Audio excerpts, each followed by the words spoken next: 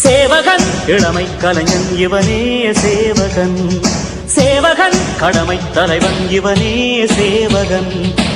அகில இந்திய காங்கிரஸ் கமிட்டியின் செயலாளரும் கர்நாடகாவில் உள்ள உத்தரவாத அமலாக்க குழுவின் துணைத் தலைவருமான சூரஜ் ஹெக்டே நேற்று ஜூன் 7, 2026 இரவு மாரடைப்பு காரணமாக காலமானார்.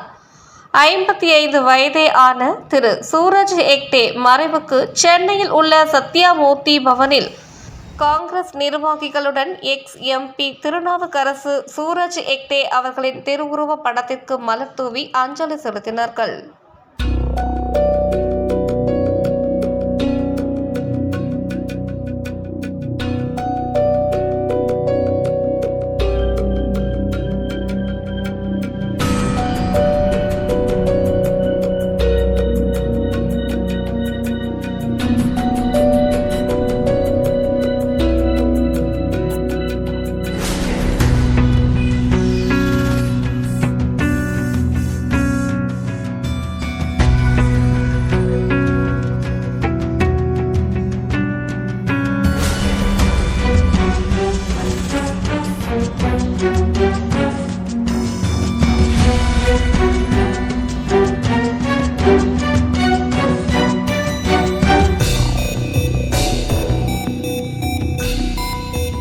சகோதரர் சூரஜ் ஹெக்டே அவர்கள்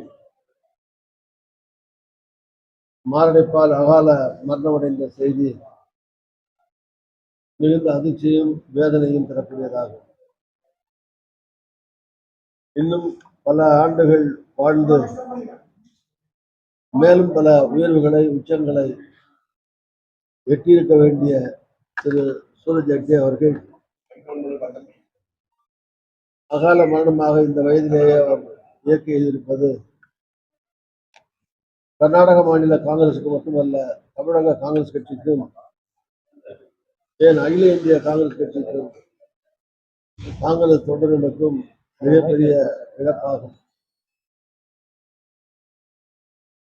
கர்நாடக மாநிலத்தினுடைய முன்னாள் முதலமைச்சராக இருந்த அமரர் தேவராஜ் அரசுடைய பேரனாக பாரம்பரியமான செல்வாக்குள்ள அரசியல் குடும்பத்தில் இருந்து வந்திருந்தாலும் மிக எளிமையாகவும் நேர்மையாகவும் அனைவரிடத்திலையும் பழகக்கூடியவராகவும் எப்போதும் துன்புறுவலோடு சிரித்த முகத்தோடு அனைவரையும் அரவணைத்து செல்லக்கூடிய ஒரு ஆற்றலராகவும் பண்பாளராகவும் தமிழகத்திலே பொறுப்பேற்ற காலத்திலிருந்து தமிழகத்திலே காங்கிரஸ் கட்சியினுடைய அடிப்படை கட்டமைப்பை பலப்படுத்த வளர்க்க பல்வேறு மாவட்டங்களிலேயும் சுற்றுப்பயணங்கள் மேற்கொண்டு காங்கிரஸ் தோழர்களை நிர்வாகிகளை சந்தித்து காங்கிரஸை பலப்படுத்தவும் தொண்டர்களை உற்சாகப்படுத்தவும் தன்னை முழுமையாக அர்ப்பணித்துக் கொண்டு மிக அருமையாக செயல்பட்டவர் அமரர் சூரஜ் ஹெக்டே அவர்கள். அவருடைய இழப்பு மிகுந்த மன வருத்தம் தருகிறது. அவர் இழந்து வாடும் அவருடைய குடும்பத்தினருக்கு ஆழ்ந்த அனுதாபங்களை தெரிவித்துக் கொள்கிறேன். கர்நாடக மாநிலத்தில் உள்ள காங்கிரஸ் தொண்டர்கள், என் தமிழ்நாட்டில் உள்ள காங்கிரஸ் தொண்டர்கள் எல்லாருக்குமே அது அதிர்ச்சியும் வேதனையும் தரக்கூடிய நிகழ்வாக இருக்கிறது. அனைவருக்கும் அனுதாபத்தை தெரிவித்து சூரஜ் ஹெக்டே அவர்களுடைய மறைவுக்கு ஆழ்ந்த இரங்கலை துயரத்தோடு தெரிவித்துக் கொள்கிறோம். இந்தியா கூட்டணியுடைய கூட்டம் டெல்லியில் நடக்குது. ஆனா அந்த கூட்டக்கூடிய பகுதிகளில் ராகுல் காந்தி அவங்க பதாகையை வந்துட்டு டிஎம்கே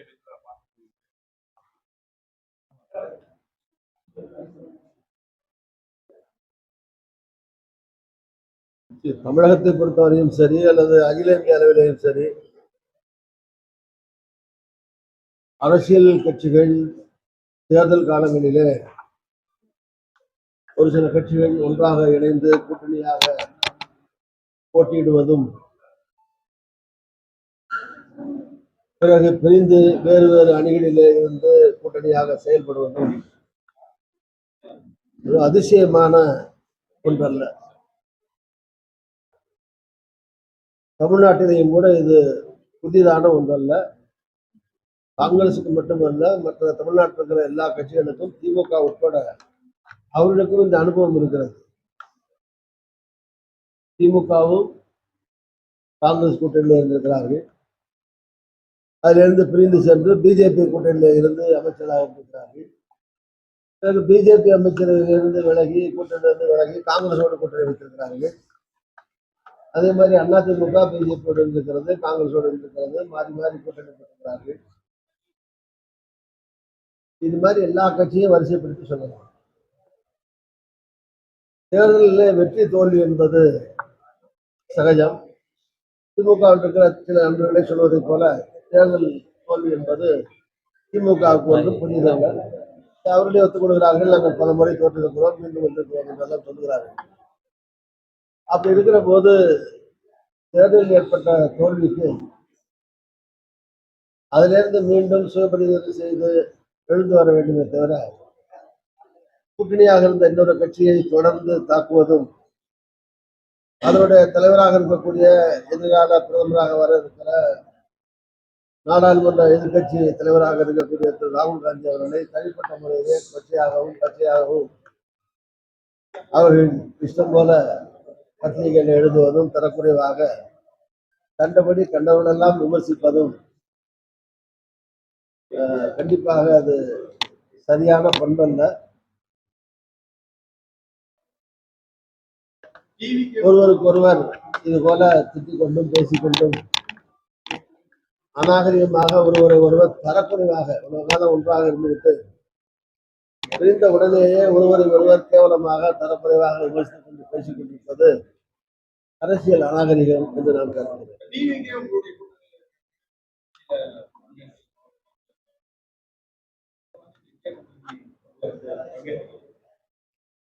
பங்கேற்கலையா?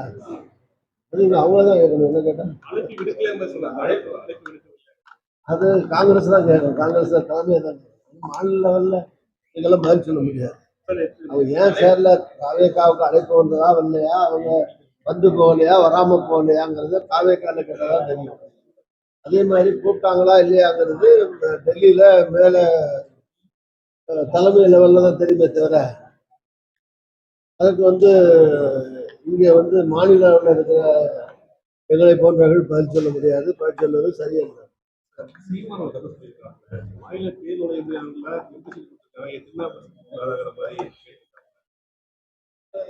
அதுக்காக என்ன அவர் திட்டு சொல்றீங்களா? ஏன் கொடுக்கலன்னு அவர் கேட்டிருக்காரு. அதுக்காக என்ன அவர் திட்டவானா? ஸ்டாலின் அவர் சொல்லும்போது இந்த ஆட்சி 6 மாதம் பொறுப்பு விமர்சனம் பண்ணலாம்னு காத்திருக்கோம். ஆனா போற கேட்டு பார்த்தா 3 மாசம் ஆட்சி காலியா இருக்கும் ஒரு விமர்சனத்தை காட்ட வச்சிருக்காம நீங்க கூட்டணி இருக்கீங்க எப்படி பாக்குறீங்க? இதெல்லாம் அந்த இப்ப மட்டும் இல்ல, ஒரு காலகட்டத்திலேயே ஆட்சிகள் மாறின போது முன்னாள் ஆட்சியில் இருந்தவர்கள் கடந்த காலத்திலேயே இப்பதான் புதுசா வந்திருக்கிற ஆட்சிக்கு வார்த்தைகள் நாங்கள் 6 மாசம் பொறுமையா இருப்போம், 1 வருஷம் பொறுமையா இருப்போம். கடந்த காலத்திலையும் இந்தியா முழுவதும் எல்லா கட்சியிலையும் எல்லா மாநிலங்கள்லயும் எல்லா தலைவர்களும் இருக்காங்க.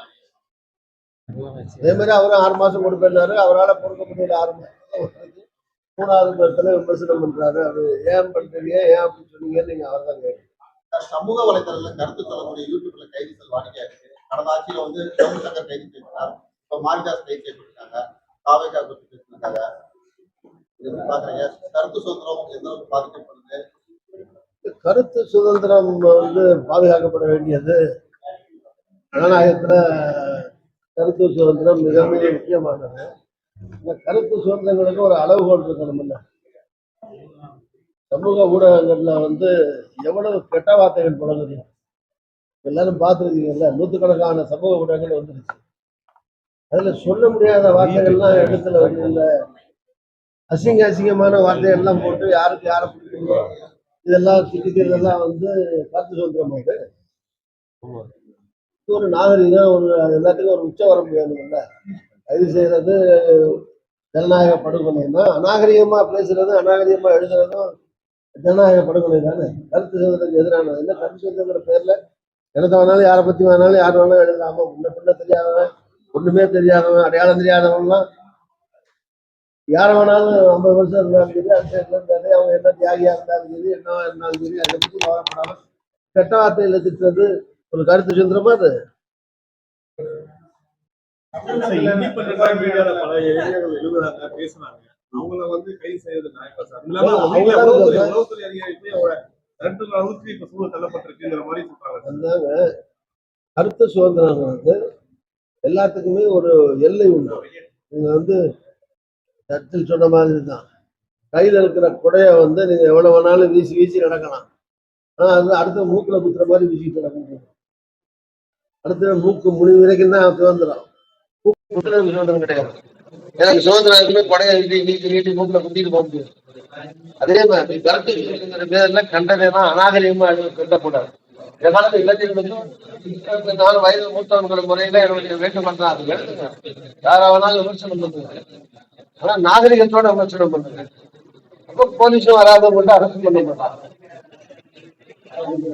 சொல்றதோ ஒரு ஊழல் புகார் சொல்றதோ அது கூட உண்மை இருக்கு. ஊழல் நடந்துட்டா சொல்லுங்க, அது உங்களோட கேஸ் போட்டா அதை சந்திக்க நேரம் இருக்கும். அநாகரிக வார்த்தையில பேசி கெட்ட முதல்ல அந்த ஒரு கல்ச்சர் வேணும், ஒரு நாகரிகம் வேணும். அது ஒரு வரம்பு இல்லை, கட்டுப்பாடு இல்லை. அதனால கல்லெல்லாம் எடுக்கிறாங்க. அதுக்கு ஒரு வரம்பு வேணும். இல்லை தமிழகத்துல சட்டம் ஒழுங்கு பாதிக்கிறதுக்கு எதிர்க்கட்சிகள் கடுமையா நிறைய செய்திகள்ல பார்க்கணும். அதே போல மின்வெட்டு பிரச்சனையும் பெரிய அளவுல பிரச்சனையா மாறி எங்க முதலமைச்சரா வந்திருக்கக்கூடிய புதிய முதலமைச்சர் ஃபர்ஸ்ட் டைம் முதலமைச்சரா வந்திருக்காரு. திரு முதலமைச்சர் திரு விஜய் அவர்கள் ஒன்றும் மந்திரவாதி இல்லை, மெஜிஷியன். அவர்கள் வந்த உடனே ஜீகும்பா தமிழ்நாட்டில் அப்படியே பரிபூர்ண சட்டம் ஒழுங்கு பேணப்படட்டும். அடுத்து ஈவன் மின்வெட்டா இருக்கட்டும், இப்படி இருக்கிற எல்லா பிரச்சனைகளுக்கும் கையை தூக்கி மந்திரம் பண்ண முடியாது. வந்து 1 மாசம் கூட ஆகல. வந்திருக்க மந்திரிகள்ல எல்லாருமே ஒருத்தர் பேரை தவிர அவ்வளவு பேரும் புதியவங்க. எம்எல்ஏ கூட இருந்ததில்லை பல பேர். அவங்களுடைய இலாக்காவை வந்து அண்ணா சொன்ன மாதிரி தான், கல்யாணம் பண்ணி போன மருமகளுக்கு கூட வீட்டில் போன உடனே அஞ்சாரப்பட்டி எங்க இருக்கு, அதுல சீரகம் எங்க இருக்கு, சோம்பு எங்க இருக்கு, மிளகா எங்க இருக்குன்னு கையை விட்டு தெரிஞ்சுக்கிறதுக்கு அது ஒரு குறிப்பிட்ட காலம் கொடுக்கணும். மாமியார் வந்த உடனே நீ என்ன சரியா பண்ணலையே, கிச்சனை சரியா வச்சுக்கலையே திட்டக்கூடாதுன்னு பாருங்க மாதிரி. வந்த உடனே நீங்க விமர்சனம் பண்ணிட்டு இருக்க முடியாதுல்ல. சட்டம் ஒழுங்கு பேணப்படணும், மின்வெட்டு இருக்கக்கூடாது, கொலை கொள்ளை கற்பழிப்பு வன்முறை எல்லாம் களையப்பட வேண்டும்.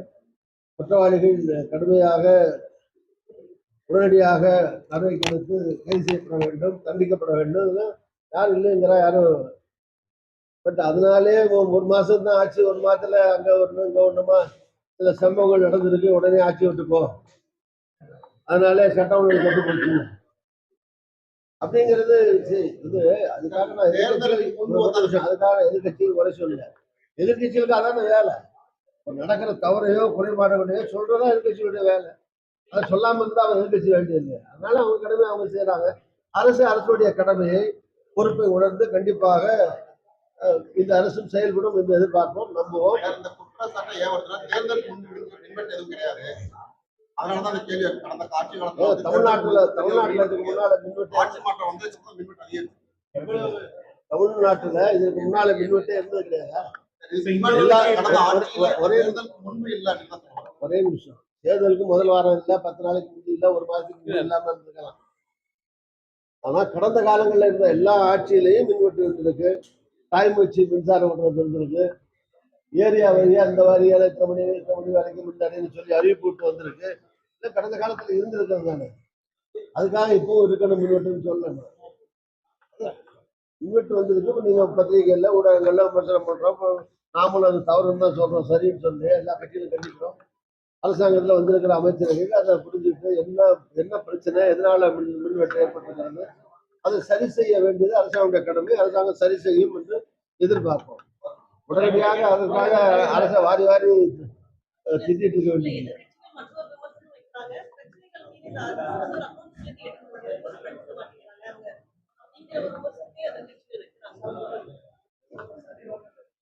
அக்கௌண்டபிலிட்டி இருக்கு, அரசாங்கத்துக்கு இருக்கு, கண்டிப்பா இருக்கு. அக்கௌண்டபிலிட்டி ஒண்ணுக்கும் வரும்போது அதுக்கு என்ன வெளியே வந்து பகிரங்க மன்னிப்பு கேட்டுக்கிட்டா இருக்க முடியும்? மந்திரிகளோ முதலமைச்சரோ அதுக்கான பரிகாரத்தை தான் செய்ய முடியும். பரிகாரத்தை செய்யறாங்களான்னு அரசு நம்ம சொல்ற ஆலோசனைகள், எதிர்கட்சிகள் சொல்ற அறிவுரைகள் அல்லது அட்டாக் பண்றது இதெல்லாம் அவங்க எடுத்துக்கிட்டு அவங்களும் பாசிட்டிவா ஆளுங்கட்சியும் எடுத்துக்கிட்டு கண்டிப்பா செயல்படுவாங்க. அதுக்குள்ளேயே நீங்க இன்னும் ஒரு மாசமே இன்னும் ஆகலை ஆட்சி பொறுப்பேற்று. அதுக்குள்ள அவசரமாக வந்து திட்டுறது வந்து நம்ம வயிற்றுல வேணா காட்டிக்கலாமே தவிர அது வந்து நியாயம்னு நினைக்கிறேன்.